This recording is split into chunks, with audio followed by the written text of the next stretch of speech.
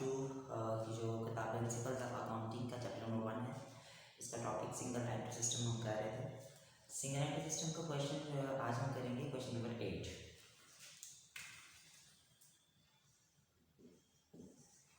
पहले क्वेश्चन को अच्छे तरीके से समझ लेते हैं और फिर क्वेश्चन करेंगे।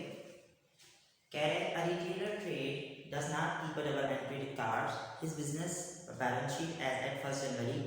Cash in hand 500, cash at bank 6000, stock 5000, debtors है हमारे पास 3300, फर्नीचर की वैल्यू है, ठीक है। क्रेडिटर्स और कैपिटल यानी कि उसने निकाल के दिया हुआ है, यानी कि ओपनिंग कैपिटल यहाँ पे आपके पास मौजूद है 12000 से। His position as at the end of the year 2016 was cash in hand 500, cash at bank 5000, stock 6000, debtors 4600, furniture 1500 and creditors 6000. वो कह रहे हैं कि withdraw during the year 9000 out of which he spent 6000 on the cost of the purchasing of motor car for the business, कि उसने business से 9000 रुपया निकाला और उसमें से 6000 रुपया उसने किसके ऊपर स्पेंड किया, on the cost of the purchasing of motor car. तो बाकी जो 3000 वैल्यू आपके पास ड्राइंग हो जाएगी। कह रहा है prepare the necessary statement, determine the net profit for the year and balance sheet as on 31 December 2016 after making the following adjustments. Adjustment क्या है? Depreciation furniture and motor car at the rate of 10%। Write off the bad debts, आपने bad debts निकालने हैं कितने से 200 रुपए के, और provide 5% for the doubtful debts, और उसके ऊपर प्रोविजन भी है डाउटफुल डेट्स के ऊपर। तो हम क्या करेंगे, सबसे पहले उसी तरह से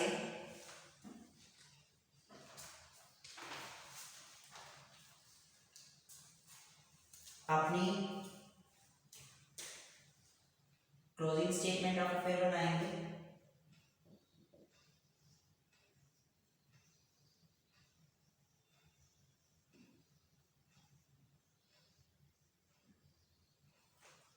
और डेट मेंशन करेंगे एज एट या एज ऑन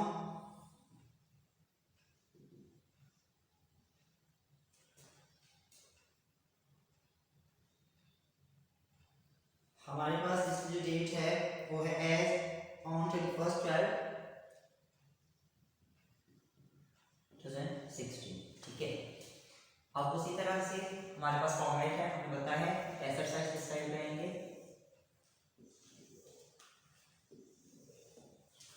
ठीक हो गया। इसमें से आपने एसेट अमाउंट के साथ लायबिलिटीज और अमाउंट का कार्य यहाँ पे हम लिखेंगे। तो सबसे पहले हमारे पास कैश इन हैंड कितना था,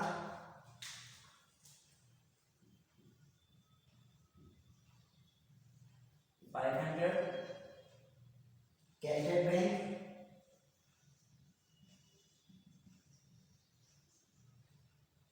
बैंक हमारे पास 5000 था। इसके अलावा जो एडजस्टमेंट की स्टॉक की वैल्यू 6000 है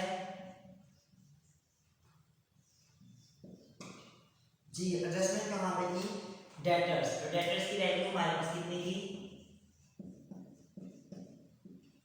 डेटर्स की वैल्यू 4600, और इसमें से बैडर्स भी दिए थे उसने, बैडर्स 200 के लेस किया तो 4400, और इसमें से लेस डाउटफुल जो है प्रोविजन भी आपको उसमें जो दी हुई थी, प्रोविजन फॉर द बैडर्स, तो भी लेस करेंगे।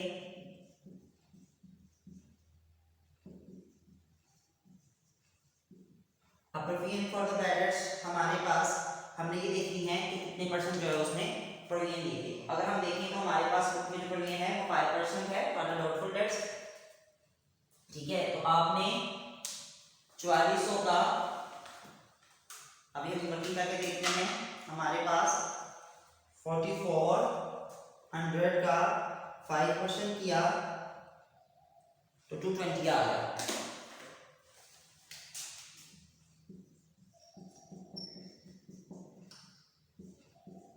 तो ये इससे से लेस होगा तो हमारे पास जो वैल्यू आ जाएगी वो है 4180। इसके अलावा फर्नीचर के ऊपर भी डेप्रिसिएशन थी, इसलिए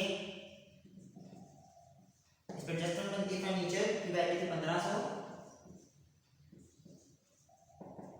लेस डेप्रिसिएशन थी हमारे पास 10%, तो 1500 का 10% लेंगे तो वो 150 आ जाएगा। जब यहाँ से लेस होगा तो हमारे पास वैल्यू आ जाएगी वो 1350 आ जाएगी। ठीक हो गया। इसके अलावा मोटर कार के ऊपर भी डेप्रिसिएशन थी, अभी हमने डिस्कस किया। तो मोटर कार की वैल्यू हमारे पास थी 6000 रुपया और लेस आपने इसमें से डेप्रिसिएशन करनी है, तो 6000 का आप 10% देंगे तो हमारे पास 600 आ जाएगा। इसमें से लेस किया तो 540 देगा। ठीक है। इसके अलावा हमारे इस साइड पर कोई चीज़ नहीं है। दूसरी साइड अगर हम देखें तो हमारे पास सभी क्रेडिटर्स हैं,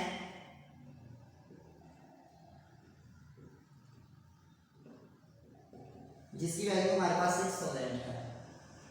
तो उसी तरह से बड़ी साइड पर दोनों तरफ करेंगे तो हमारे पास आ रहा है 22430 इधर भी और 22430, और इसमें से अगर आप 6000 को लेस करेंगे तो हमारे पास आ जाएगा 16430। हमारे पास ये कौन सा बैलेंस आ जाएगा जी? हमारे पास ये बैलेंस आ जाएगा क्लोजिंग कैपिटल। ठीक हो गया। तो इस तरह से हमने जो है क्लोजिंग स्टेटमेंट आप थे तो हमने बड़ी तरीके से बना देंगे। अब हम बनाने जा रहे हैं इसका प्रॉफिट एंड लॉस अकाउंट और उसके बाद हम फिर बनाएंगे बैलेंस शीट। ठीक है, इसको देख सकते हैं जी।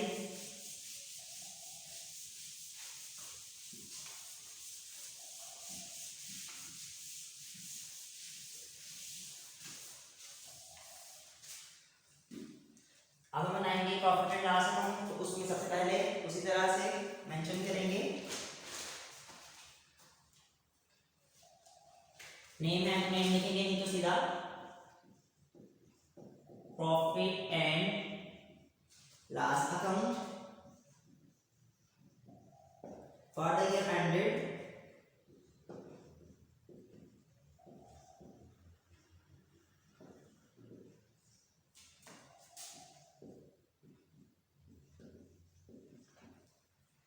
जी।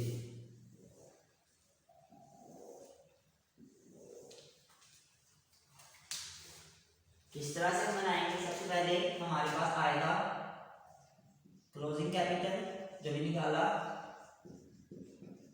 16430 का।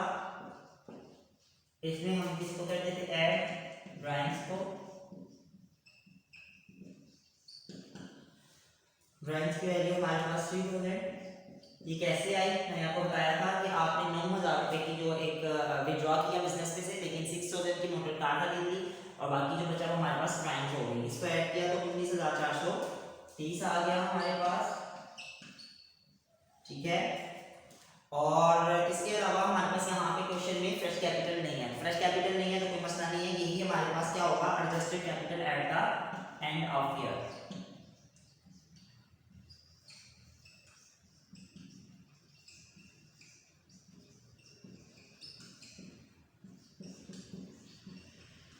ठीक हो गया। इसके अलावा इसमें से हमने लेस क्या करना है? लेस करना है ओपनिंग कैपिटल।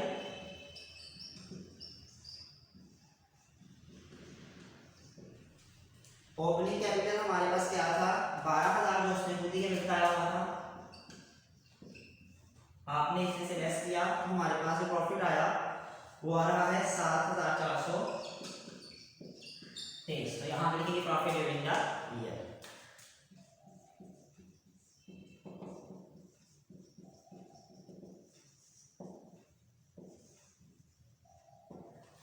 ठीक हो गया। अब हम बनाने जा रहे हैं इसकी बैलेंस शीट।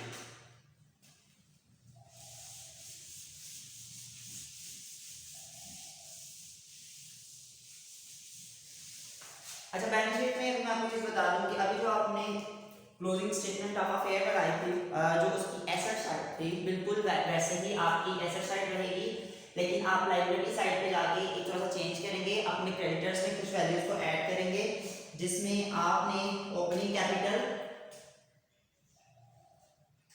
मैं आपको ये बता दूं बैलेंस शीट किस तरह से बनाएंगे। एज यू नो कि सबसे पहले उसी तरह से आप बैलेंस शीट लिखेंगे ऊपर, और इसके अलावा यहाँ पे लिखेंगे as at 31st/12/2016। इसी तरह से आप यहाँ पे ऐसा लिखेंगे और अंश लायबिलिटीज लिखेंगे और इस तरह से हमारे पास काम आता है। अभी मैंने आपको एक चीज बताई कि अगर हम देखें यहाँ पे तो हमारे पास कैश इन हैंड था 500। इसके अलावा कैश एट बैंक था, मैं शॉर्ट फॉर्म लिख रहा हूँ, ठीक है, आपने इसको शॉर्ट फॉर्म में नहीं लिखना, कैश एट बैंक को पूरी तरह लिखना है। स्टॉक हमारे पास स्टॉक था 6000, डेटर्स थे हमारे पास 4600 और लेस हमारे पास थे